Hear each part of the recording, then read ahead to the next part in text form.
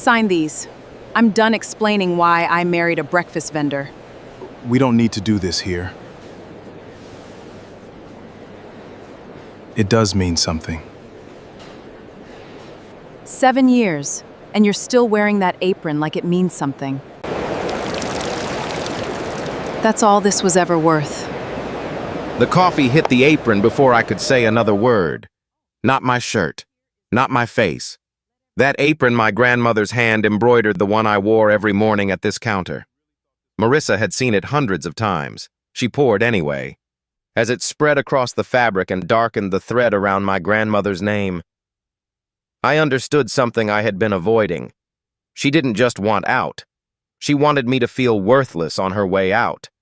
What she didn't know was what that apron stood for.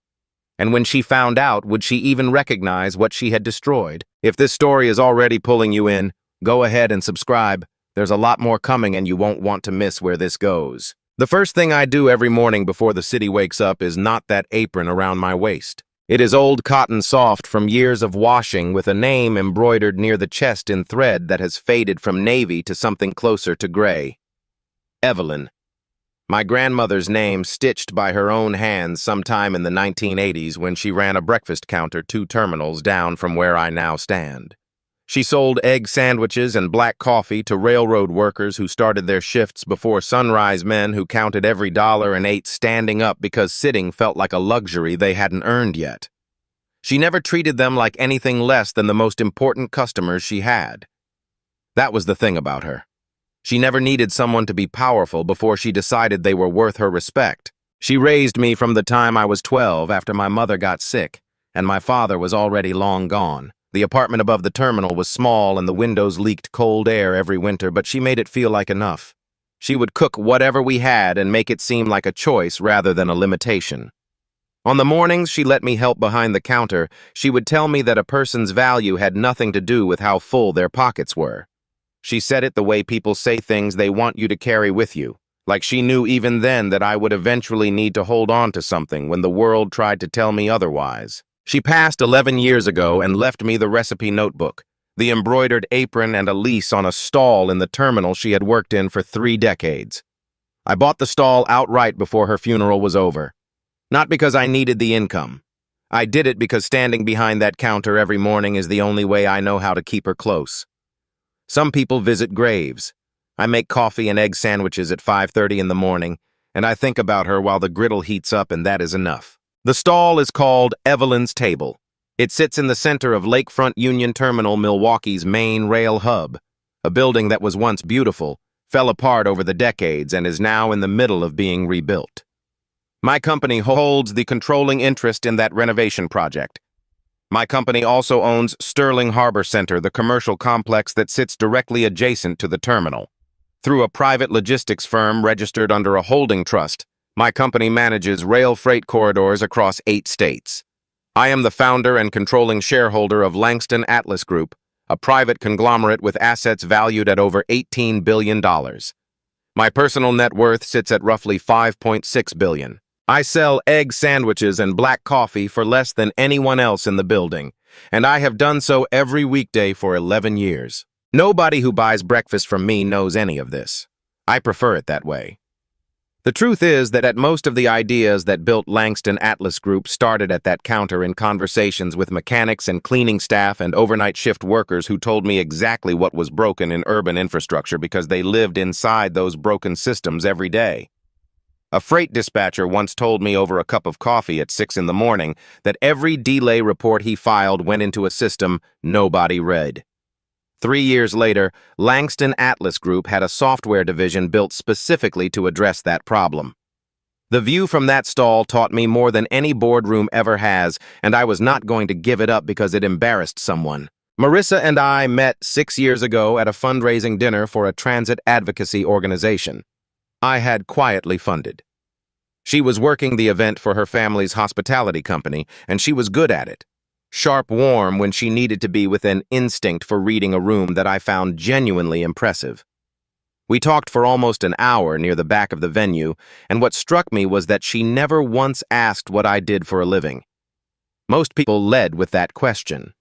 She led with what I thought about the city's transit plan. I found it refreshing enough that I called her the next day. We dated for almost 2 years before I brought up the prenuptial agreement. I told her I had investment assets held in a family trust, that the legal structure required certain protections before marriage, and that I wanted to be transparent about that before we went any further. She signed without asking many questions. At the time, I told myself that was because she trusted me. Later, I understood it was because she had already decided the trust assets were modest enough that the details didn't matter. She was a woman who prided herself on not caring about money. It did not occur to her that not caring about money and not paying attention to money are not the same thing. She never asked to meet my financial team. I offered more than once. She waved it off each time the way you wave off an explanation that seems overly complicated for something you've already decided is small. I didn't correct her assumption. I wanted to know first whether she loved who I was before she loved what I had. That question mattered more to me than most people would understand. For the first 2 years of our marriage, things were good between us. She liked that I was calm, that I didn't perform ambition the way her family's social circle did. She told me once on a quiet Sunday morning with the windows open and the sound of the street below coming in that she found it refreshing to be with someone who didn't need to be the most important person in the room. I believed she meant it. Maybe she did at the time. People mean things, and then the conditions that made those things true change, and the meaning slips away without anyone deciding to let it go. The shift happened gradually, the way most damage does. Marissa went back to work full-time at Kersey Signature Hospitality, her family's mid-sized event production company, and the further she moved into that world, the more my presence became a problem she had to manage. The clients her family courted were developers, private equity partners, commercial real estate figures, men who wore their wealth visibly and expected the people around them to do the same. I showed up to their events in clean clothes that weren't expensive. I left early to be at the stall before sunrise. When introductions were made, Marissa started saying I was in investments and redirecting the conversation before anyone could ask a follow-up question. I understood what she was doing. I did not say anything about it because saying something would have required admitting that I had noticed, and noticing would have required a conversation neither of us was ready to have. Instead, I watched the gap between who I was and who she needed me to be get wider one dinner party at a time. Her mother, Marjorie, had never been subtle about her opinion. From the first Thanksgiving I attended, she made comparisons designed to land like compliments and function like insults, mentioning the beach house owned by Marissa's college roommate's husband, asking whether my little breakfast project was a tax strategy, telling Marissa in my presence that she admired her daughter's patience. There was a particular skill to it, the way she could deliver contempt while maintaining the surface of polite concern. Marissa's father, Russell, said less but communicated more. He would look at me across the dinner table with the expression of a man who has already calculated your net worth and found it lacking. He called the stall a hobby once in the car after a holiday dinner loud enough that I was meant to hear it. Then there was Audrey, Marissa's younger sister, who treated the world as raw content. She had built a modest following online by posting videos of uncomfortable social moments framed as relatable humor. She had a habit of photographing me in my apron and sending the images to a family group chat I was not part of. Marissa told me about it once by accident, then spent 20 minutes explaining why it wasn't as bad as it sounded. I told her it was fine. It wasn't fine, but some battles cost more than they're worth, and I was trying to choose carefully. I noticed all of it. I stayed quiet about most of it because I believed longer than I should have that the woman I married was still inside the woman who was slowly disappearing. Marissa had told me early on that she didn't need a husband who was rich. She said she needed one who was honest and steady. I held on to that the way you hold on to something when you're not sure what else to reach for. I told myself the pressure from her family was external, that it would pass, that the person who had talked with me at a transit fundraiser about infrastructure policy was still the person I had married. I was wrong about that, not about who she was, but about whether she would choose that version of herself when the pressure got heavy enough. The morning. Everything came apart, started the same way every morning starts. I was at the stall by 5:30, apron knotted, the first batch of sandwiches already on the griddle. The terminal was quiet the way it only is before 6, with the ceiling lights still on their overnight setting and the cleaning crew finishing the last section of the main concourse. I had poured the first round of coffee for the overnight rail workers when I saw Marissa come through the south entrance with her family behind her. They were dressed for a business meeting, which made sense. Kersey's Signature Hospitality had submitted a bid to handle the launch event for the terminal renovation, and this morning was the final site walkthrough before the selection committee made its decision. I had known the date for months. Today also happened to be the day I was scheduled to sign the renewed 5-year lease on the stall, a routine administrative step that the terminal's management team handled every cycle. 2 pieces of ordinary business on the same calendar day. Nothing more complicated than that. Marissa saw me before I saw her, and by the time our eyes met, she had already made a decision about how she wanted this to go. The expression on her face was not surprise. It was something closer to resolve, the look of someone who has been rehearsing a version of this moment and is now confirming that the stage is set. Marjorie spoke first, which was usually how these things started. She said in the polished tone she used when she wanted to seem reasonable, while saying something unreasonable, that having me visible at the counter during the site walk would reflect poorly on the family's professionalism. Russell followed by telling me to close the stall and leave before the selection committee arrived. He said it the way people give instructions to staff. I told them the stall had a valid operating agreement and that I wasn't in anyone's way. I kept my voice even. Marissa did not defend me. She stood slightly apart from her parents, and I could see her calculating. Whatever she decided in those few seconds, it was not to stand next to her husband. She looked at me with an expression I had not seen before, not anger, not embarrassment, but something closer to finality, and said she was tired of having to explain herself every time someone found out who she had married. Then she reached into her bag and placed an envelope on the counter. I knew what it was before she said anything else. I asked her if she really wanted to do this here with her family standing 4 feet away and a terminal full of morning commuters starting to slow down and look. I said it quietly. I genuinely wanted to know whether this was a decision or a display. She said the marriage had been an embarrassment for long enough. The only thing she regretted was how much time she had wasted.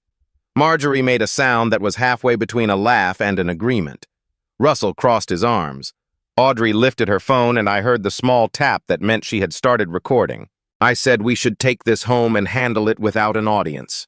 Whatever she heard in that request, it seemed to confirm something she had already decided about me. That calm was the same thing as weakness. That a man who didn't want to fight was a man who knew he would lose one. She picked up the coffee cup she had bought from the stand across the concourse. She held it over the counter, and then she poured it. The heat went through the apron fabric immediately, and I felt it against my chest before I saw the liquid spreading. Some of it reached my chin. I looked down and watched the stain move across the cotton, darkening the embroidered thread spreading past the letters of my grandmother's name. Marissa said what she said.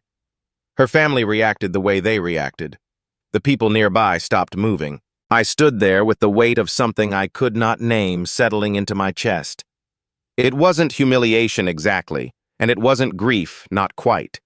It was the specific feeling of understanding something you had been hoping was not true. Marissa did not do this because she thought I had nothing. She did it because she believed that having nothing meant she could. She believed the math of power was that simple, that I stood on the wrong side of it, and that put me below the line where dignity applied. That was the calculation she had made standing in the middle of a crowded terminal with her sister's camera running. The calculation was wrong. But what it revealed about the person who had made it was not something money could fix. I reached up and untied the apron. I folded it carefully the way my grandmother had shown me, pressing the edges together so the embroidery stayed flat.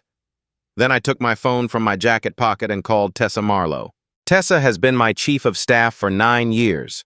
She runs the operational calendar for Langston Atlas Group, with the kind of precision that makes other executives uncomfortable.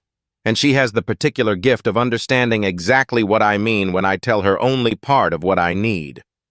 When she answered, I told her 2 things: that I would be presiding over the terminal transfer ceremony personally, rather than having Peter Duval represent the company as originally planned, and that I needed Sophie Arden to begin preparing the full asset documentation related to my marriage and personal holdings. Tessa did not ask why. She said she would have everything ready within the hour. I stepped out from behind the counter and walked toward the restricted area at the far end of the concourse. The security team unclipped the barrier as I approached. The project managers who had been waiting near the staging area rose from their chairs.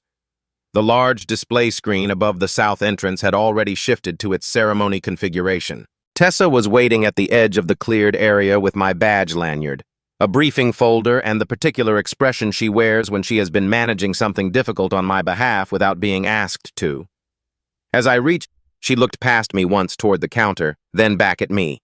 She said the team was ready, and she said my name the way she always does in professional settings with my full title, because that is the protocol we established 9 years ago, and she has never deviated from it once. From somewhere behind me, I heard the sound of Marissa's family going quiet. The display screen above the south entrance changed at 9:47 in the morning. I know the exact time because Tessa had synchronized the ceremony countdown to the terminal's main clock system 3 days earlier, and the numbers were still visible in the lower corner of the frame when the screen shifted from its standard departure board to the ceremony configuration. The name that appeared was mine. Cedric Langston, founder and chairman, Langston Atlas Group. Below it, in clean type, was the announcement that I would be presiding personally over the transfer ceremony and the public unveiling of the next phase of the renovation, a project valued at $1.4 billion. Peter Duvall came forward from the staging area and shook my hand with both of his, which is something he does when he's relieved. He had been running Langston Atlas Group's public operations for 7 years and was comfortable with our arrangement. He presented, I decided, and the company moved in whichever direction I pointed without anyone in the press needing to put a face to the ownership structure. Having me step forward personally was a departure from everything we had established, and Peter understood immediately that it was not a decision I had made lightly. He thanked me for trusting him with the company's public face, and he said it loud enough that the project managers and city officials nearby could hear the direction of authority clearly. That was when I heard Audrey's voice behind me saying the stream was still live. She had started recording before the coffee was poured and had not stopped. The feed had been running the entire time through the confrontation at the counter, through the moment the liquid hit the apron, through my walk across the concourse and the security team's response at the barrier. By the time Peter stepped forward to greet me, several thousand people were watching. The comment section from what Tessa's team flagged in the first hour was not treating it as a lighthearted family moment. People had seen the sequence in real time, the coffee, the folded apron, the walk, and then the screen. They had drawn their own conclusions without needing anyone to explain. Audrey understood what was happening before her parents did. She knew exactly how quickly a clip could move once it found the right current. What she had not calculated was which direction this one would travel. The brands she worked with were small, image-conscious companies that did not want controversy adjacent to their products. Within the first 2 hours, one of them sent a message asking for context. By the afternoon, there were 2 more. Her follower count was moving in the wrong direction, and she watched it drop in a single morning the way you watch something fall before you can decide whether to catch it. None of this was something I arranged. Audrey had made her choices with her own hands. Those choices produced their own results. The transfer ceremony took 40 minutes. City officials, rail authority representatives, the architectural firm that had led the renovation, and representatives from 3 community organizations were all present. I spoke twice, once to acknowledge the workers who had managed the construction through 2 winters of delays, and once to describe what the next phase would look like for the surrounding neighborhood, the vocational training center, the expanded transit connections, the deliberate allocation of commercial space to small local operators rather than national chains. I did not mention Evelyn's table, although the stall was visible from the stage if you knew where to look. It was already woven into everything I had just described. After the ceremony, Tessa relayed a message from Marissa requesting a meeting. I agreed because I believed it was the right thing to do before the legal process began in earnest. I arranged for her to be escorted to a conference room on the top floor of Sterling Harbor Center. The windows on the south wall looked directly down onto the terminal concourse, and from where I sat I could see Evelyn's table clearly, the counter still set up from the morning. Marissa came in alone. She sat across from me and looked at the window for a moment before she looked at me. The certainty that had been in her posture at the counter 2 hours earlier was completely gone. What was left looked like someone trying to locate solid ground in a room where all the surfaces had shifted. She asked if I actually owned the terminal. I told her the truth, which I had always been willing to tell her. Langston Atlas Group holds controlling interest in the renovation project and the surrounding commercial development. Sterling Harbor Center, where we were sitting, belongs to the company entirely. So do the data centers, the logistics corridors, the software firm, and 19 commercial properties across 4 states. My personal assets are valued at approximately $5.6 billion, structured through a private trust established well before our marriage. She asked why I had never told her. I reminded her that I had. Before our wedding, I had told her clearly that I held investment assets in a family trust and that legal protections were necessary before we married. I had offered more than once to introduce her to my financial team. She had declined every time. She had signed the prenuptial agreement without asking me to walk her through it. I had not hidden my wealth from her. I had declined to perform it, which is a different thing entirely. She had interpreted the absence of performance as the absence of substance. What I had not done was give her the exact number. That was a deliberate choice. I wanted to know who I was to her before money answered that question. She asked why I still worked the breakfast stall every morning. I told her that Evelyn's table was not charity, and it was not nostalgia. It was the place where everything started, and returning to it kept the rest in proportion. My grandmother had supported us both on the income from a counter just like it. Before she died, she told me that the more I built, the more important it would be to remember the people who had no platform from which to be heard, not as an abstract principle, but as a daily practice. The ideas that had shaped Langston Atlas Group came in no small part from conversations at that counter with mechanics and overnight drivers and cleaning crews who described what was broken in the city they lived in because they had no reason to perform optimism for someone they believed was just another person getting through the morning. Then I told her the part that mattered most. The problem was not that she hadn't known I was wealthy. The problem was what she had done when she believed I wasn't. She had not simply grown unhappy or drifted toward a different version of what she wanted. She had decided that my perceived lack of status made me a fair target for public humiliation in the middle of a crowded terminal in front of her family with her sister recording because she believed I had no position from which to respond. That was not a decision made in a moment of anger. She had brought the envelope with her. She had planned the setting. Marissa started to say something and then looked at her hands on the conference table instead. I told her Sophie Arden would be in touch to give her the information she needed to retain independent counsel. Then I left the room. What I found out later was that Marjorie Russell and Audrey had been waiting in the lobby downstairs. By the time Marissa reached them, all 3 had adjusted their positions entirely with a speed that told me exactly how thin the original position had always been. Marjorie was no longer concerned with the family's professional image. She was alarmed that her daughter was apparently divorcing a billionaire. Russell had already called a lawyer not to help Marissa, but to understand whether any portion of the prenuptial agreement could be contested. Audrey was reaching out to media contacts trying to reframe the story. None of them were asking how Marissa was doing. They were calculating what they stood to lose. I moved out of the house before Marissa got home that evening. I took the photograph of my grandmother. 3 changes of clothes and the apron.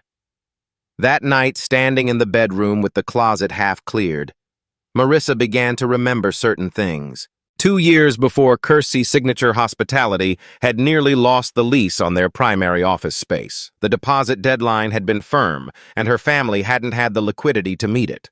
The problem resolved itself almost overnight. The landlord reached out with a revised payment arrangement that no one had requested on terms that were unusually generous. Marissa had mentioned the situation to me at dinner the night before the landlord's call. She had never connected those 2 events until she was standing alone in that half-empty bedroom. A year before that, I had arrived late to the company's anniversary dinner. She had been irritated, and on the car ride home, she cataloged everything that had gone wrong. What she remembered now was that I had told her I was coming from a meeting, a contract that needed to be finalized before the close of business. She had not asked what kind of contract. I had sat next to her all evening anyway, stayed through the speeches, and never once mentioned that the meeting I had come from involved a transaction worth several $100 million. She had not seen any of it. Not the quiet assistance, not the patience, not the years of choosing to remain present in a marriage that was becoming harder with every passing season. 3 days later, we met with our lawyers. Sophie Arden laid out the asset structure without editorializing. The trust holdings established nearly a decade before our marriage were fully protected by the prenuptial agreement Marissa had signed. She would receive the house, her share of the jointly held savings, the vehicle registered in her name, and a transitional financial arrangement for 18 months. I had told Sophie to structure the offer as fair. Marissa sat across the table and listened through the entire presentation. Then, in a voice that had the quality of someone reaching for something to hold on to, she asked whether she had any claim to equity in Langston Atlas Group. The room went quiet in the specific way rooms go quiet when something has been said that cannot be walked back. I looked at her. Not with anger. The anger had finished burning somewhere between the concourse and the elevator ride to Sterling Harbor 2 days before. What I felt was closer to a door closing quietly without drama. She had been in that room for 40 minutes. She had heard everything, and the first thing she reached for was the company. She tried to take it back almost immediately, saying she was afraid and only trying to understand the full picture. I believed some version of that was true, but fear does not produce that question as the first thing out of a person's mouth. Something else does, and whatever that something else was, it was not something I could build a future on. I told Sophie to proceed with the filing. The evening after the legal meeting, the board's operations committee requested an emergency session. Several members had seen the video, and by the time I walked into the conference room, 3 of them had already drafted a formal recommendation. They wanted Kersey Signature Hospitality permanently removed from any future consideration for Langston Atlas Group projects. They wanted Audrey's stream flagged for commercial misuse of company property. 2 members wanted a full public accounting of every financial interaction between the company and any Kersey-affiliated entity. One of them, a man who had been on the board for 11 years, whose judgment I respected more than almost anyone else in that room, told me plainly that I had been publicly humiliated and that the company had both the standing and the mechanism to respond in kind. He said it as a statement of fact rather than a recommendation. He was leaving the decision where it belonged. I listened to all of it. I let each person finish completely before I said anything. Then I told them what I had already decided because the decision had been made before I walked through the door. The independent review panel would proceed exactly as constituted without interference from me or from anyone reporting to me. The Kersey bid would be evaluated on its materials, its pricing structure, its staffing plan, and the standing of its references. The same criteria applied uniformly to every other submission. I would not review this panel's work and would not be informed of the outcome until it was finalized. I also told the committee that I would not be authorizing the publication of any financial history detailing my past assistance to the Kersey family. The things I had done for them had been done freely and without expectation of return. I was not going to convert them into ammunition after the fact. That was not the kind of person I had built the company to allow myself to become. The committee member who had known me longest looked at me for a long moment and then nodded. He had seen me make this kind of decision before in different forms. I think he understood that I was not being naive about what was happening. I was being precise about what I was willing to let it make me. Because here is what I understood sitting alone in the Sterling Harbor guest apartment later that night with the coffee-stained apron folded on the corner of the desk and the city lights coming through the window. The temptation that power presents is almost never dramatic. It does not arrive as a clear choice between right and wrong. It arrives as a series of small, reasonable-sounding adjustments. A bid disqualified on a technicality no one would question, a reference call not returned, a contract delayed through administrative channels, while nothing is provably wrong. None of it looks like retaliation from the outside because the outside cannot see the intention behind it. That invisibility is exactly what makes it dangerous. The corruption is not in the action. It is in the willingness to use the invisible levers because you have them and no one will know. I thought about my grandmother the way I always do when I am close to a decision I will have to live with for a long time.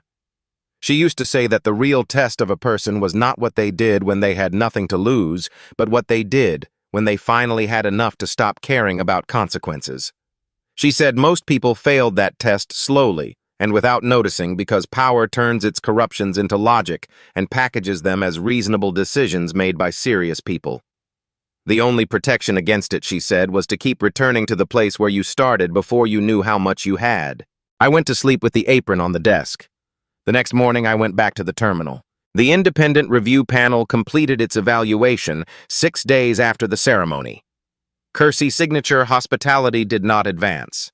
The panel's written summary identified 3 independent deficiencies. Their proposed budget was 17% above the median submission. Their staffing plan did not meet the minimum requirements for an event of this scale, and 2 of their 3 reference letters had been issued by organizations that no longer existed as active entities. A firm out of Chicago was awarded the contract on the strength of their submission alone. The announcement went through standard communications channels with no additional commentary. I had not touched it. Marjorie called my office the day the decision was published. Tessa took the message.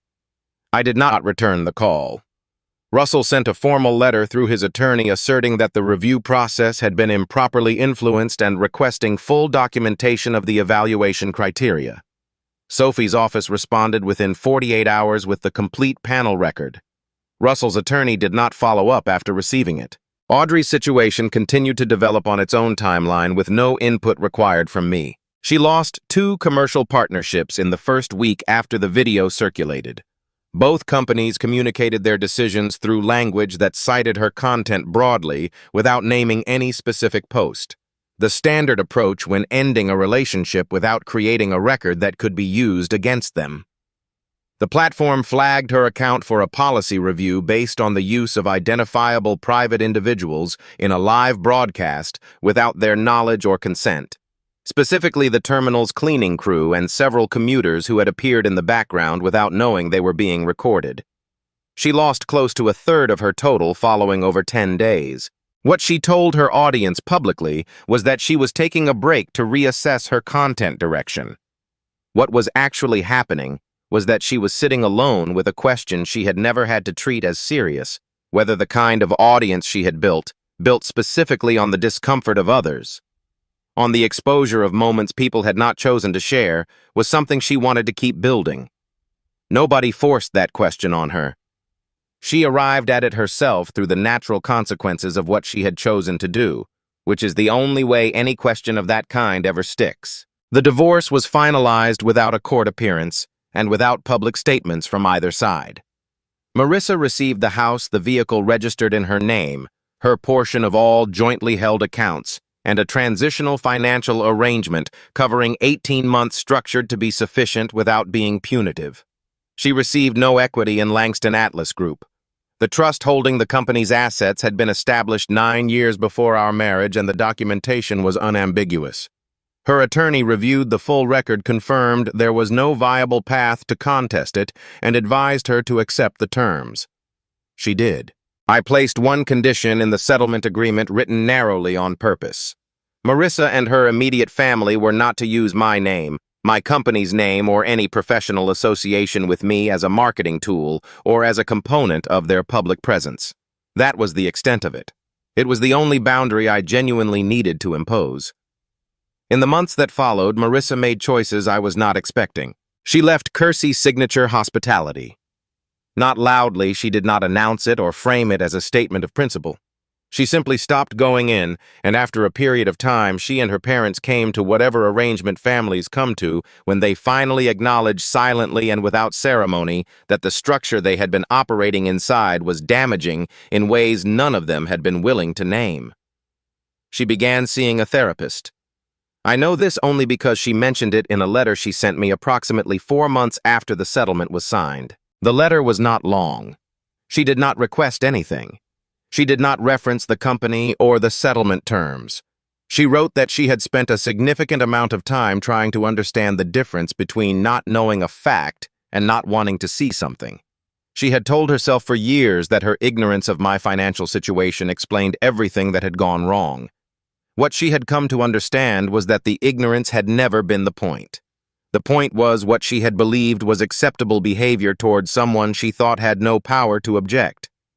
She wrote that the thing she was most ashamed of was not that she had humiliated a billionaire. It was that she had been certain in that moment that the man she was humiliating had it coming. I read the letter twice. Then I folded it and placed it in the same drawer where I keep my grandmother's recipe notebook. The one with the handwritten measurements in the margins and the coffee stains on the cover that are decades older than the one on the apron. I did not respond to the letter. Not because it meant nothing, and not because I was still angry, but because I had learned in the month since that morning that accepting something and reopening something are not the same act. The night before the terminal's formal public reopening, 6 months to the day after the morning everything came apart. I stayed late in the kitchen behind Evelyn's table after the team had gone home. The renovated terminal was quiet in a way it had not been since my grandmother worked in it. The construction sounds were gone. The new flooring was settled. The ceiling had been restored to the original vaulted design hidden under decades of drop tiles and emergency patching, and in the evening light it looked the way it must have looked when the building was first opened. The stall was larger now, with a proper ventilation system and a prep area that could serve 3 times the daily volume. But the painted menu board was still there because I had asked the contractors to frame around it, and the counter was the same counter refinished but not replaced. I sat alone in the kitchen with the apron on the table in front of me. The stain had not faded. I had not tried to clean it further after the first attempt because I had understood early on that the stain was now part of what the apron was. Removing it would have required removing what had happened, and what had happened was real. Real things do not benefit from being erased. They benefit from being understood for what they were and then carried in the right way. I stood up, took the apron to the framing shop 2 blocks from the terminal entrance that I knew stayed open late, and asked them to mount it behind glass in a simple frame and to leave the stain exactly as it was.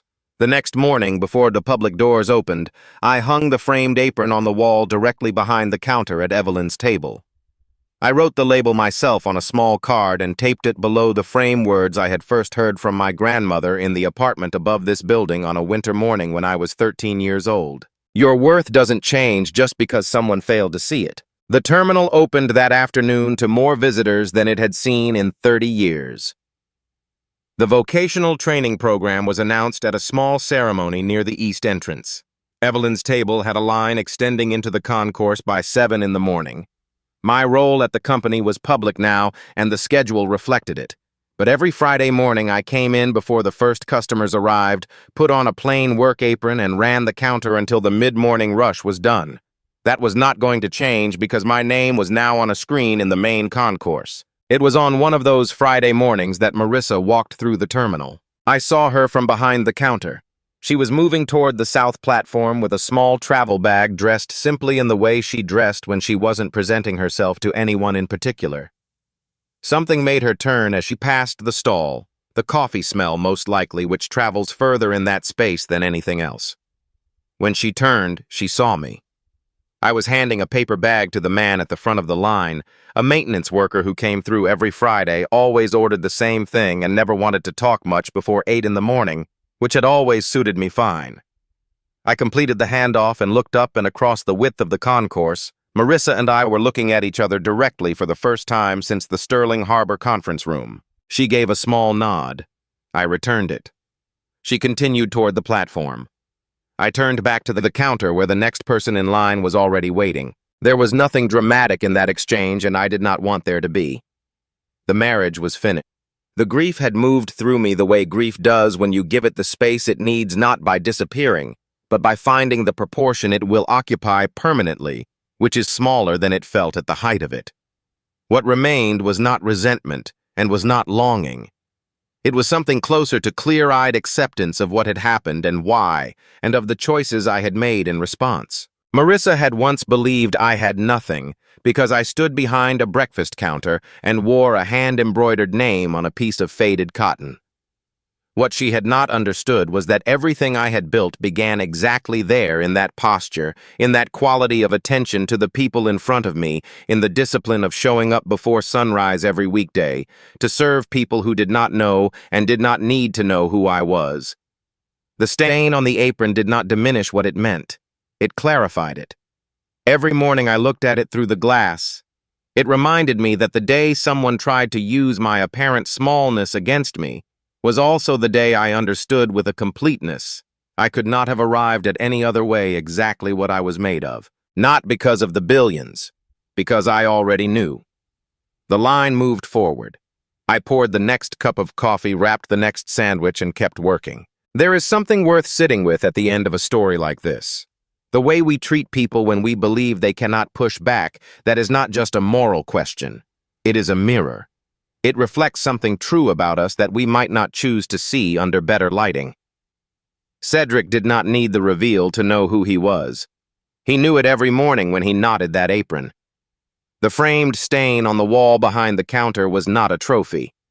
It was a reminder that dignity is not something other people assign to you. It is something you carry or you don't. If this story stayed with you, subscribe and keep watching. The next one is already waiting, and it might be the one you think about longest.